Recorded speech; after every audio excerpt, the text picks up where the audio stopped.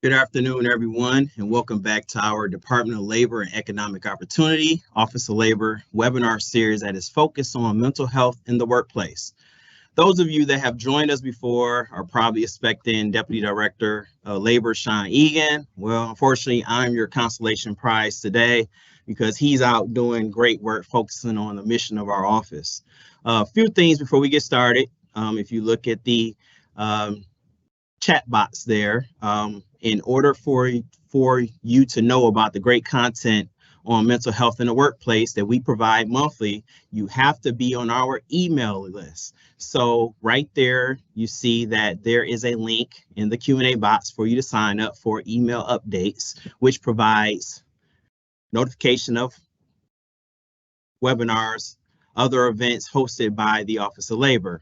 Speaking of that same Q&A box, feel free throughout the webinar to use the Q&A box for any questions that you may have during the webinar, and we will be sure to address as many questions as we can before the end. There will also be a link to our Workplace Mental Health Hub that has a plethora of information concerning resources, our workplace mental health report, and you can also view past webinars on a variety of topics that we have covered thus far. And last but not least, there will also be a link where you can request Deputy Director Egan or other available speakers to speak with your staff in person or virtually about any of our labor areas.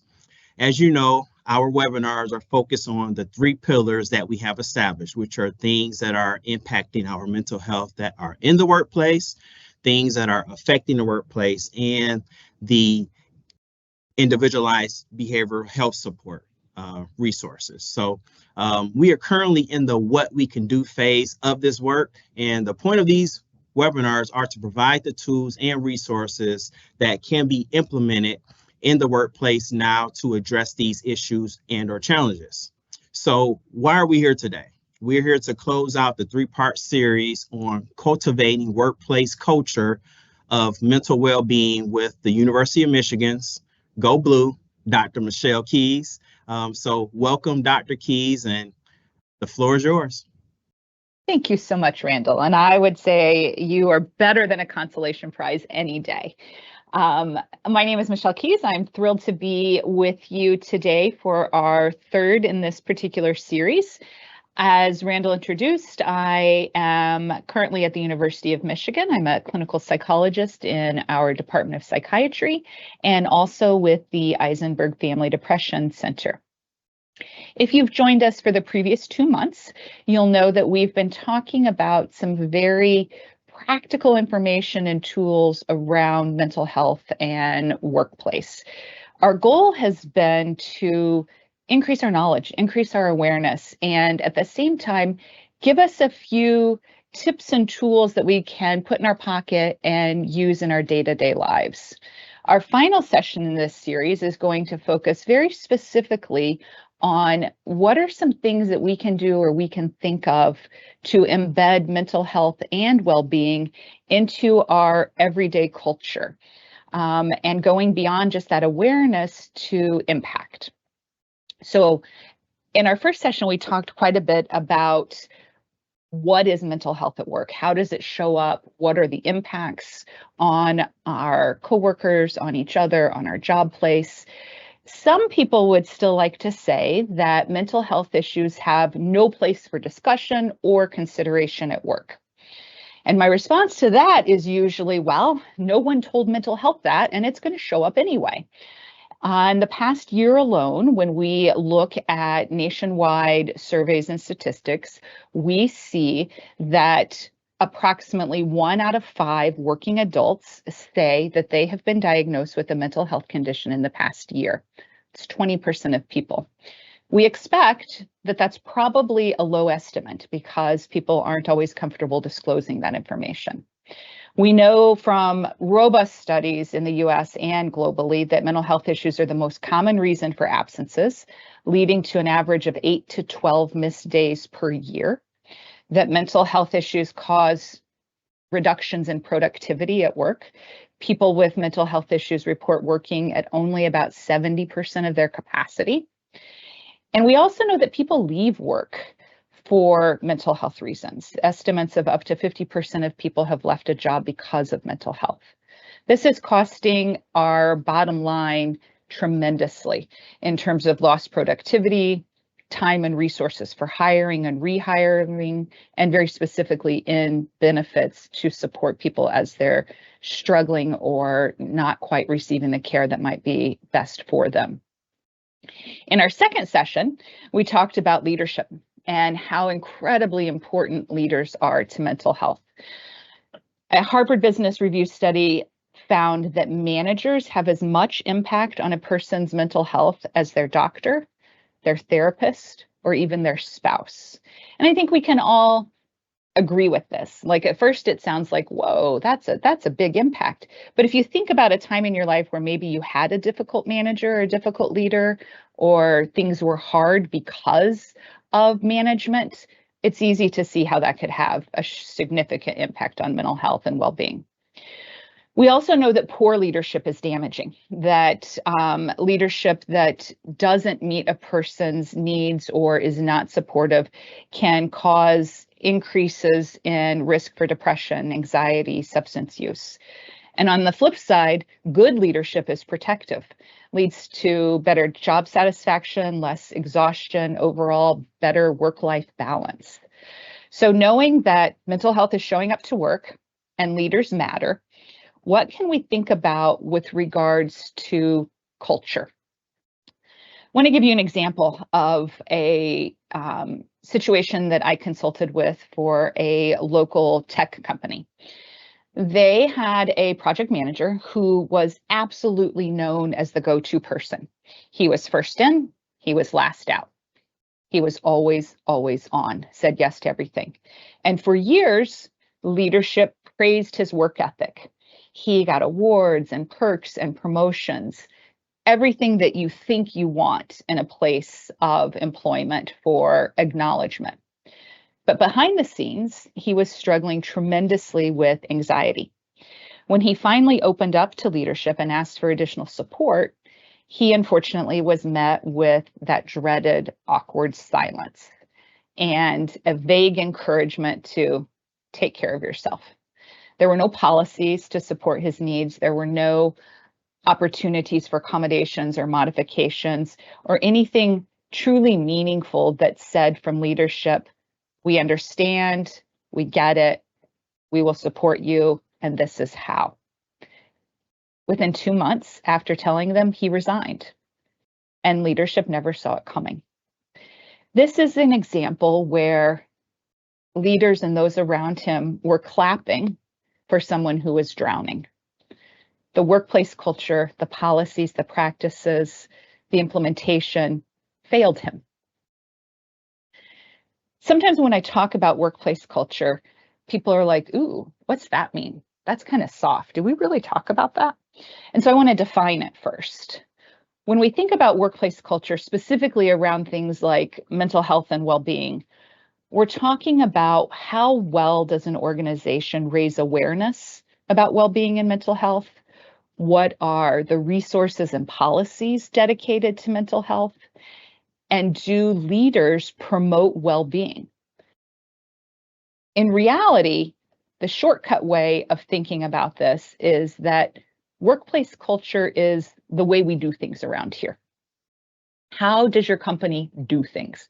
What's the natural course?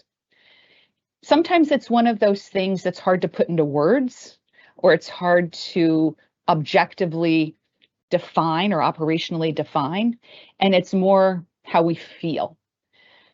Is it safe to talk about mental health? Does my company support well-being? Does it even matter to them?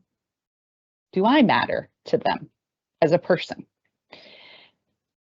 And so these are some examples of different things that over the years people have said to me or to our team when we've been doing consultations about workplace mental health. And so I encourage you to kind of look through some of those and see if any of those vibe for you. Do you hear that or read that and go, oh, that sounds like where I work or where I used to work, or I'm I might be doing some of these things. Because this is the essence of culture. How do people feel about their environment, their compassion for each other, their safety around mental health and well-being, and do the policies and practices support it? Please know we'll also make these slides available to you. Once we start thinking about workplace culture and what the feel is, and some people will say, yeah, ours is off, or yeah, we can do better. I want to talk through 5 different essential areas that we have found both through research and then also in our consultative practice that are true essentials for supporting workplace well-being culture, workplace wellness culture, workplace mental health culture. I'm going to go through each of these with very specific examples for things that you might want to take home or take back to the office to be able to use. The first area that we're going to talk about is benefits and resources. Then we're going to talk a little bit more about policies and structure, training and education, day-to-day practices, and then feedback and accountability. The first area with benefits and resources, looking through this list, do you have these things? What are your benefits and resources? Do you have mental health days as part of a paid leave benefits package? If not, might be something to consider. Does your company, does your organization offer a range of resources related to well-being and mental health? Things like an employee assistance program that is actually accessible, that is valued and has a reasonably good reputation. Do you have health insurance packages that include affordable care options and diverse care options within therapy, within mental health treatment, within psychiatry or medication services? Most of our health insurance packages at major employers absolutely include something with mental health, but is it affordable? Is it reasonable? If you have a copay for a mental health therapy session that is $50 and you're thinking that you might need sessions for multiple months, that racks up really quickly. So is it an affordable plan? Does it include more than 2 therapists as approved options? Does it include group therapy? Does it include family therapy? Does it include different kinds of avenues for doing better, getting better, feeling better? We also see companies around who are increasingly using things like wellness and coaching stipends. So the opportunity to invest in other things that your company is supporting, your organization is financially finding a way to assist with, but that help you with your wellness. That might be things like a gym membership or yoga classes. I recently just saw an announcement about a company that's offering one of the things their employees can purchase are Legos. So again, really wide range of things you might consider within a wellness or a coaching offering. Once you know, okay, these are what our resources are, do you have something that is a resource guide that says these are the benefits? And not a 12-page resource guide, because that is too hard for any of us to read. But do you have a 1-pager that says, these are the common benefits we have under our health insurance plan for mental health? 20 sessions, 1 year, $25 copay per time. Contact this website. It is hard enough for most of us because of the stigma around mental health and just the awareness of being able to say, yes, I want help, or yes, I need help. But then figuring out how to get that help and how to access it is a tremendous barrier. So having a resource guide that says, these are what we offer. This is what our employee assistance program is and how you access it. This is what our health insurance most common is. This is what our wellness and coaching is. Do people know that that resource exists and how to get to it? Is it easy to find? Do you have posters around? Do you send something out on a Teams channel or in a newsletter? Do you regularly promote some of those resources and services so that mental health care and wellness is accessible and visible throughout? Second area that has a real impact on culture are, what are your policies and structures? We talk a lot in our field about this notion of psychological safety. Psychological safety just means, do you feel comfortable? Do you feel safe? Are you scared to talk about something that has meaning? Are you scared to go to a manager or coworker if you have concern? Are you scared or uncomfortable to share something? Maybe it's your opinion about a project or a policy that's happening. Maybe it's about, I need to take time off because my child is struggling with something. Do you have something around safety at work where you can feel more comfortable because there's policies in place, whether it's anti-bullying policies or non-retaliation, open door feedback, equality and equity? What policies support that kind of safety? A second area of policies are inclusive leave policies. Do you have policies around mental health days, caregiver leave, sick time, that don't punish a person, but instead allow them to have those absent times or leave times as needed based on their situation? For job categories for where it works, flexible work structure is considered an incredible policy and approach for wellness. Things like flexible work hours, remote or hybrid options. And again, recognizing that not every job is going to lend itself to that kind of structure. But if it does, is it available? We also see more and more organizations who are dedicated to workplace mental health culture adding things like well-being goals and mental health training to their performance reviews, to their promotion targets. They are keeping it as part of the entire life cycle of an employee, from the time that someone onboards and hires in, through a performance review at a quarterly or annual level, to how do you get promoted? What kinds of well-being goals are you integrating into expectations for promotion recognition over time? The third area is training and education. Again, training is another aspect that can be across the life cycle and also across all levels. Do you have opportunities for mental health education and awareness for everyone, from the person is hiring in at the most junior level up to a CEO? Do your managers have additional training around things like stress and burnout?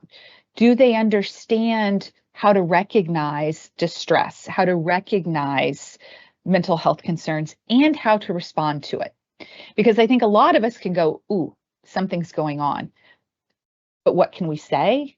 How do we say it? How do we tease it apart from things like performance? There are phenomenal trainings available to work closely with managers and leadership on these issues and equipping those leaders and your staff to be able to support mental health as those issues arise. Other training and education opportunities that impact culture positively are having guest speakers on the topic, having guest speakers on stress or burnout, on mental fitness, on good coping strategies, mental clarity, managing stress, good communication skills. And how often does that occur? Is that a one and done that's done for May as Mental Health Month? Is that part of a quarterly series? Is it only for leadership, or is it offered more broadly? And do people actually have the time to do that education and training? For many companies and larger corporations, they have whole libraries and portfolios of different kinds of training that people can do, which is fantastic, but there's no time to do it unless people are doing it in their own time or their off time. And often there's not even an incentive to do it. And so if there's a way to build in time and incentives for people to learn more and to become better equipped to manage these kinds of situations and to build your workplace culture, those are great policies and practices to enact. Then on the day-to-day, thinking about, okay, on a day-to-day level, if I am a team member, I'm a coworker, I'm a leader, how can I impact my team's workplace culture, our openness to well-being and mental health? Little things. Start meetings with well-being or gratitude check-in. Spend a few minutes actually connecting and talking. How are things going this week? What's something good that's happened? Set very clear expectations and boundaries for your team members around vacation and after hours work, and model that for each other. So that modeling comes not just from leaders, but also at a lateral level from each other. If you have someone on your team who is always responding after hours and always responding during vacation, it's hard for some of us not to feel like we should also be doing that. So setting those expectations, encouraging those boundaries, and modeling them. Also using your vacation time. The number of people that I have come across who are tapping out their vacation bank hours and losing vacation time on an annual because they don't use it. Encourage people to use that time to unplug, to have a real balance and other things in their world, reviewing workload, and recognizing those wins when they happen. We also want to encourage feedback and accountability. So check in with people through anonymous check-ins or pulse surveys. Not so much that people get annoyed because you're constantly sending surveys, but enough to just say, how's your stress? How's your workload? Do people know about resources? And there are a number of pre-designed surveys and measures that can look at that and that can help you guide those, or you can consult with us around what things might make the most sense. Working with your team and your other employees to create new solutions and being accountable. So if you get a survey data results and you have findings, sharing those findings out so people understand that you're open to that transparency. That builds positive culture and builds a workplace where there is increasing safety because people are more transparent and sharing both what the outcomes are, but also what's being changed. So some people are like, okay, this makes sense. I'm ready to try one thing, but you just gave me like 50 things. Start small. Challenge you to think about one thing that you can commit to championing or changing today. That one thing might be something that is pretty straightforward and easy. Maybe it's a 15-minute one-on-one conversation with somebody where you really ask how they're doing. Maybe it's reviewing a policy or practice that you have real influence over and that you could tweak a little bit, and looking at it from the lens of, is this actually helpful for the culture we want? It might be starting a weekly check-in with your team. Some of our teams use things like colors. What color are you today?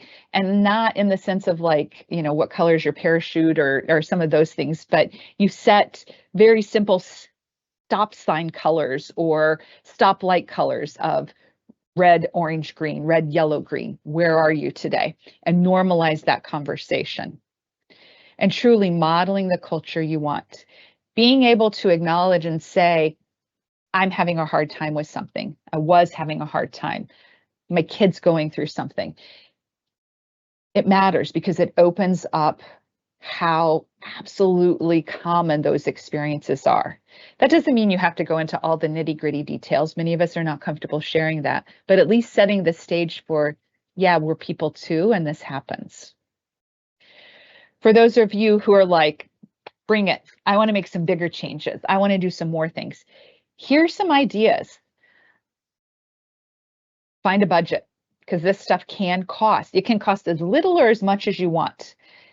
Get your leadership to buy into it. This is what we want to do. This is how I think we can budget it. Engage others around you so that everyone is also giving their solutions, because your lens is your lens. Starting small and scalable, meaning starting with something small in a department or a team that you think you can spread if it goes well, and finding a way to integrating it into your existing work so that it's not, wow, we've got how many more hours of this to do? And share your stories of progress as it starts working, as you start seeing some kind of impact. You do not build a healthy culture with pizza and company t-shirts. But it also doesn't have to be expensive. What it does have to be is genuine and consistent and visible. It has to come from a place where you truly mean it, where leadership truly means it, where they're going to keep doing it, no matter what else might change within the company or frankly outside of the company. And it has to be visible so others know it's happening. When we really work to improve workplace culture, you're going to see changes over time. It doesn't happen immediately, but over time, organizations that are prioritizing well-being, they see higher productivity, 17% higher, higher profitability, upwards of 20%. You're going to see people who working together are more motivated. They're more likely to recommend their workplace. They have fewer absences. They stay. There's lower burnout and overall are more engaged. So ultimately, that investment pays off in just about every single category or metric you could think to measure that matters. What we know about this work around mental health and culture and well-being is that it doesn't happen overnight. That awareness of it, building those workplaces, building in new policies and practices and supports, it takes time and it takes effort. But what we also know is that every single little thing we do, showing up to this webinar, for example, sharing this webinar with others on your teams, everything we do to reconsider stigma, to think about mental health, to try something new, it's one little light and a string of lights that will turn on. And over time, it becomes a lot brighter. And so each of those little things absolutely matter. And I encourage you to keep trying them and see what is working for you, what's working for your team, what's working for your organization. We are so thrilled that you've been able to join us. Know that within the Department of Labor, we have more initiatives coming and more things that we're going to be doing in this space, and we're eager to talk with you and to share about that as time passes. We will make these slides available as well as the recording and encourage you to share. Happy to take a few minutes now, Randall, to answer any questions. And here is also my email address, so I'm happy to share that and discuss more offline if that's helpful.